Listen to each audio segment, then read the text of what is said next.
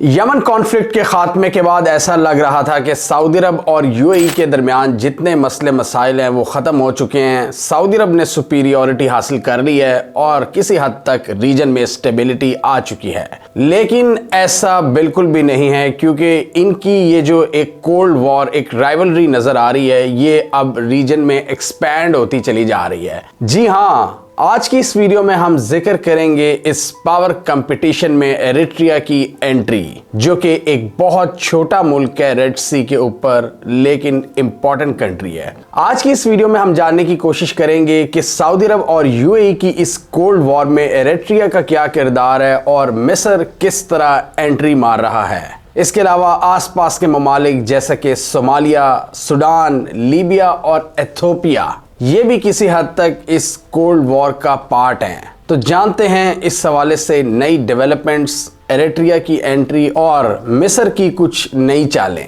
और इसमें मिस्र और यूएई के दरमियान ताल्लुकात किस तरफ जा रहे हैं और इस सारे तनाज़े में पाकिस्तान का किरदार आज की इस वीडियो में हम जानने की कोशिश करेंगे।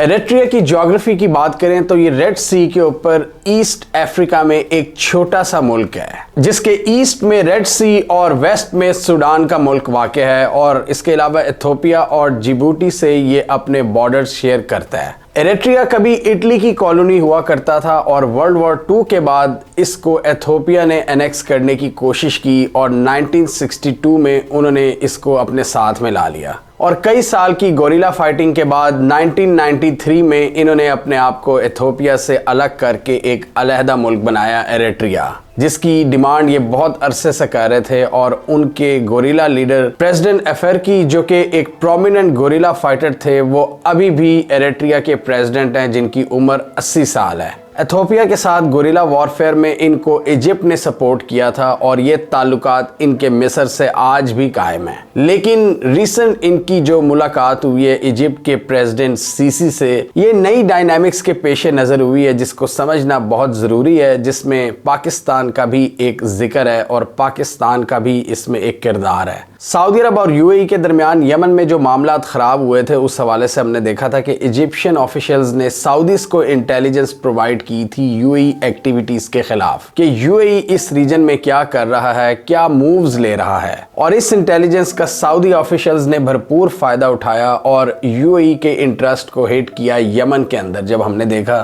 कि उन्होंने एसटीसी पर किस तरह बमबारी की और किस तरह 48 घंटों में उनको वहाँ से निकाल बाहर किया। उसके बाद एक और कोऑर्डिनेटेड मूव देखा सऊदी अरब और मिस्र का हमने सोमालिया में, जिसमें तुर्की भी सऊदीज और मिस्रीज के साथ शामिल थे, जिसमें हमने देखा कि सोमालिया के प्रेसिडेंट ने यूएई से कहा कि आप अपनी सारी इन्वेस्टमेंट यहां से निकाल लें जो सोमालीलैंड के इलाके पर आपने की हुई हैं। सोमालीलैंड, जिसको सिर्फ इजराइल ने एक इंडिपेंडेंट कंट्री के तौर पर तस्लीम किया है, वहां पर 2 बेसिस थी जहां पर यूएई ऑपरेट कर रहा है, बरबरा पोर्ट और बसासो पोर्ट। और यहाँ पर मिडल ईस्ट आई की एक रिपोर्ट के मुताबिक इजरायलीज इनको बहुत हेल्प कर रहे हैं यूएई ऑफिशियल्स को, और यहाँ सऊदीज के साथ मुशावरत के बाद सोमालिया के प्रेसिडेंट ने यूएई से कहा कि आप निकल जाएं। तो आप देखें रेड सी का ये जो सदर्न पॉइंट है, बाबुल मंडब स्ट्रेट, इसके इस तरफ यमन और दूसरी तरफ सोमालिया, यहाँ पर सऊदी अरब ने इन मूव्स के जरिए एक बर्तरी लेने की कोशिश की यूएई के ऊपर, और सऊदीज अभी भी रुक नहीं रहे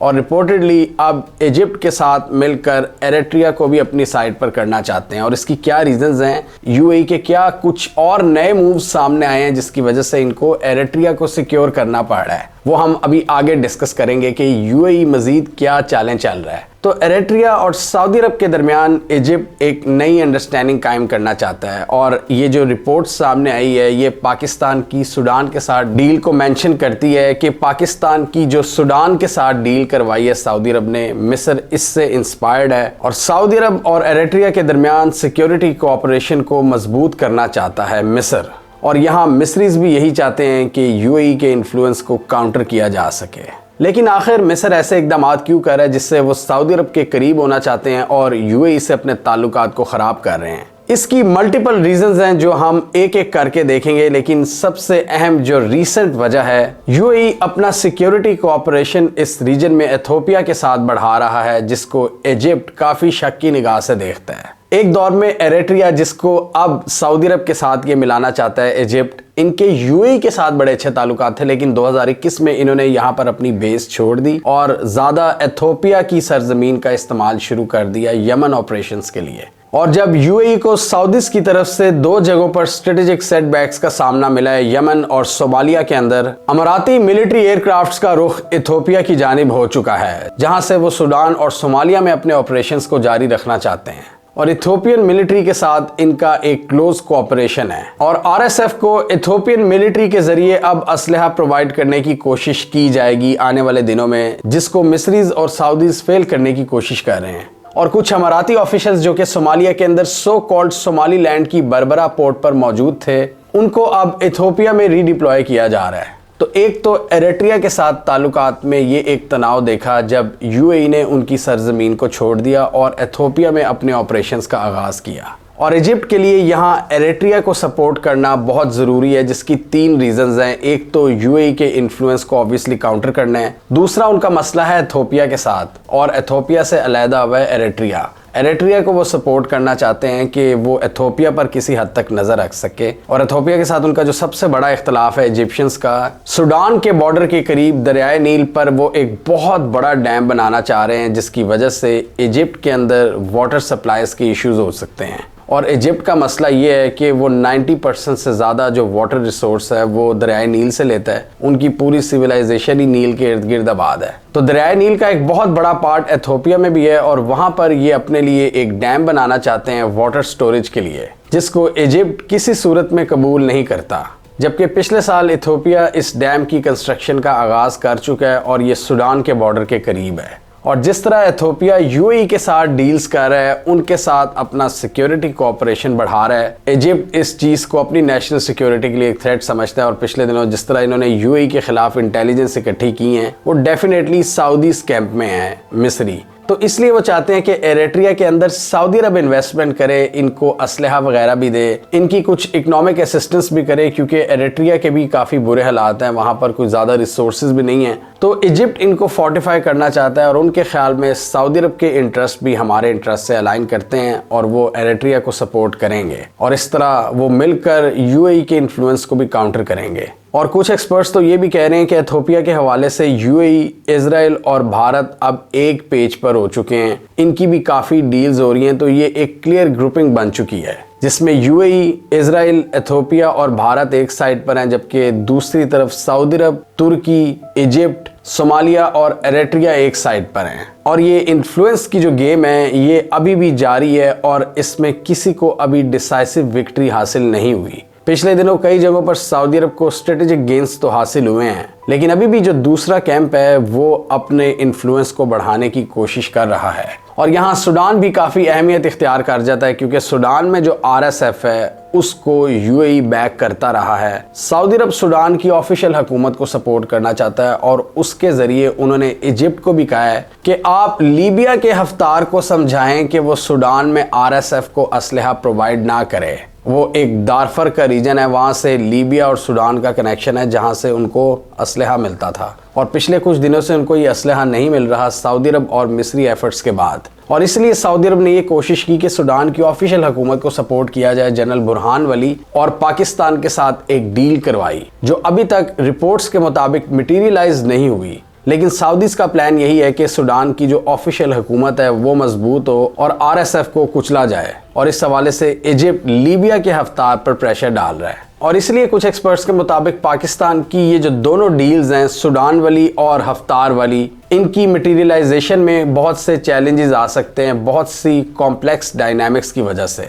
क्योंकि पास्ट के जो अलायंसेस थे वो अब दुश्मनियों में कन्वर्ट हो रहे हैं। एरिट्रिया और इथोपिया के दरमियान ताल्लुकात की भी बात करें तो इनमें भी उतार चढ़ाव आता रहता है। पिछले दिनों ये जो इनके प्रेसिडेंट हैं एरिट्रिया के, जो कभी इथोपिया से सेपरेट हुए थे, इन्होंने इथोपियन सिविल वॉर में इनकी मदद भी की है, लेकिन इनके दरमियान आजकल टेंशन्स फिर बढ़ रही हैं जियोपॉलिटिकल रियलिटीज़ की वजह से। और इसीलिए ऐसे लग रहा है कि ये दोनों अपोजिंग साइड्स पर खड़े हैं। इथोपिया यूएई के साथ है और एरिट्रिया को मिस्र, सऊदी कैंप में लाना चाहता है। और अगर आप ये मैप पर भी नज़र डालते हैं तो आपको ये सारा मामला मज़ीद क्लियर हो जाता है इजिप्ट रेड सी की नॉर्दर्न साइड पर है और इजिप्ट और सऊदी अरब का यहाँ पर ये इंटरेस्ट है कि जो शिपिंग लेन्स हैं उनको सिक्योर किया जाए, जो ट्रेड के रास्ते हैं, सारी ट्रेड है उसको सिक्योर किया जाए और उनके मुताबिक ऑफिशियल हुकूमतें ही ऐसा काम कर सकती हैं। इसीलिए सूडान में ऑफिशियल हुकूमत को सपोर्ट किया जा रहा है, एरिट्रिया में ऑफिशियल हुकूमत को सपोर्ट किया जा रहा है और इथियोपिया जो कि अब यूएई की गोद में बैठ रहा है उससे निपटने की तैयारी की जा रही है। और यहाँ जिबूटी भी एक इंटरेस्टिंग जगह पर लाया करता है। यहाँ पर चाइनीज इंटरेस्ट हैं और यहाँ चाइना बैठा हुआ है अपनी ट्रेड को सिक्योर करने के लिए, ना सिर्फ इंडियन ओशन में बल्कि पूरे अफ्रीकन रीजन में। और याद रहे चाइना के इंटरेस्ट भी यहाँ पर सऊदी इंटरेस्ट के साथ अलाइन करते हैं और उन्होंने इजराइल की बैशिंग की थी जब उन्होंने सोमालीलैंड को रिकग्नाइज किया था। और यहाँ इथियोपिया के लिए सबसे बड़ा चैलेंज ये है कि वो लैंड लॉक कंट्री है। एरिट्रिया की सेपरेशन के बाद इथियोपिया अपनी पोर्ट्स का कंट्रोल खो चुका है और सोमालिया जो उनका एक अहम हमसाया है वो दूसरे कैंप में खड़ा है। तो यहाँ पर उनके लिए जिबूटी की ऑप्शन भी मौजूद है जो कि चाइना के साथ बड़ा क्लोज कोऑपरेशन में है। इसके अलावा कीनिया की ऑप्शन भी मौजूद है जो कि इनके ट्रेड रूट को बहुत लंबा कर देती है। और फिर उनके पास सूडान की ऑप्शन रह जाती है, लेकिन अगर वो सूडान के अंदर आरएसएफ को सपोर्ट करेंगे यूएई की मदद से तो सूडान की ऑफिशियल हुकूमत इनको किस तरह अलाउ करेगी कि आप हमारी पोर्ट्स का इस्तेमाल करें। तो इथियोपिया भी इस वक्त काफ़ी एक क्रिटिकल सिचुएशन में है। सऊदी अरब इस पूरे इलाके को सिक्योर देखना चाहता है और नॉन स्टेट एक्टर्स का खात्मा चाहता है, चाहे सोमालिया हो, सूडान हो या लीबिया हो।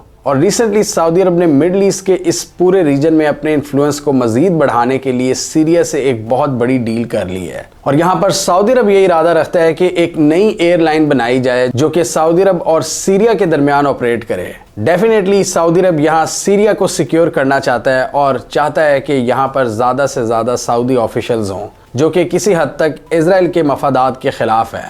सऊदी अरब यहाँ पर ट्रैवल एंड एविएशन के साथ साथ एनर्जी, रियल एस्टेट और टेलीकम्युनिकेशन में शाम की मदद करना चाहता है और हलब के शहर में एक नया एयरपोर्ट कंस्ट्रक्ट करना चाहता है जो कि जंगों के बाद तबाह हो चुका है। बिलियंस ऑफ डॉलर्स की नई इन्वेस्टमेंट वो सीरिया के अंदर ले आए हैं अपने इन्फ्लुएंस को बढ़ाने के लिए। और रिपोर्टेडली यहाँ मिस्र के यूएई के साथ गजा के हवाले से भी बहुत से इख्तलाफात खुलकर सामने आ चुके हैं। यूएई इजराइल की अप्रोच के साथ खड़ा है जबकि इजिप्ट का डिफरेंट पॉइंट ऑफ व्यू है और उनका पॉइंट ऑफ व्यू ज़्यादा सऊदीज के साथ अलाइन करता है, जिसमें वो फ़लस्तीन के स्टेटहुड की बात करते हैं, रिकंस्ट्रक्शन की बात करते हैं और ऐसी कोई चीज़ नहीं चाहते जिससे फ़लस्तीनियों की डिस्प्लेसमेंट हो। और सोमालिया के प्रेसिडेंट तो इजराइल पर ये इल्ज़ाम लगा चुके हैं कि सोमालीलैंड को रेकग्नाइज करके इजराइल यहाँ पर फ़लस्तीनियों को आबाद करना चाहता है, यानी उनको अपनी सरजमीन से बेदखल करना चाहता है। ये सारी चीज़ें लार्जर मुस्लिम वर्ल्ड के लिए अनएक्सेप्टेबल है और सऊदी अरब और मिस्री इस हवाले से अपना क्लियर पॉइंट ऑफ व्यू दे रहे हैं और सऊदीज तो खुलकर तनकीद कर रहे हैं इजराइल की इन पॉलिसीज पर जिसको हमने इस वीडियो में एक्सप्लेन किया था। तो यहाँ रीजन के अंदर सऊदी अरब के साथ दो पावरफुल ममालिक खड़े हैं, इजिप्ट और तुर्की, और चाइना जैसी ग्लोबल पावर की भी हमायत इन्हें हासिल है क्योंकि उनके इंटरेस्ट अलाइन करते हैं। पाकिस्तान भी लार्जली सऊदी अरब के साथ है, यूएई के साथ भी हमारी अंडरस्टैंडिंग है लेकिन स्ट्रेटेजिकली ज़्यादा सऊदीया के साथ अलाइन है और भारत ज़्यादा यूएई और इजराइल के साथ अलाइन है। और मिस्र इस इकदाम के ज़रिए एरिट्रिया को मुकम्मल तौर पर अपनी साइड पर करना चाहते हैं, लेकिन वो ये भी चाहते हैं कि सऊदीज़ यहाँ पर अपने पैसे का इस्तेमाल करें। हमें कमेंट सेक्शन में बताइए आपके ख्याल में आने वाले दिनों में एरिट्रिया और इथियोपिया किस किस्म के फैसले लेंगे। क्या इथियोपिया यूएई के साथ खड़ा रहेगा और एरिट्रिया सऊदी और मिस्री कैंप को ज्वाइन करेगा? आपके ख्याल में सऊदी अरब और यूएई के दरमियान ये जो कोल्ड वॉर हम देख रहे हैं ये मजीद लंबे अरसे तक चलने वाली है या दोनों पार्टीज अपने इख्तलाफात को हल कर लेंगी? इस राइवलरी से पाकिस्तान को तो कोई नुकसान नहीं होगा, आप क्या समझते हैं? कमेंट कीजिए। इसके अलावा हमारा यूट्यूब चैनल सब्सक्राइब करने और साथ ही वो बेल आइकॉन भी दबा लें ताकि वो स्टोरीज दुनिया भर से और पाकिस्तान से जिनकी मेन स्ट्रीम मीडिया पर प्रॉपर कवरेज नहीं होती हमारे प्लेटफॉर्म के थ्रू आप तक टाइम पर पहुंच जाएं।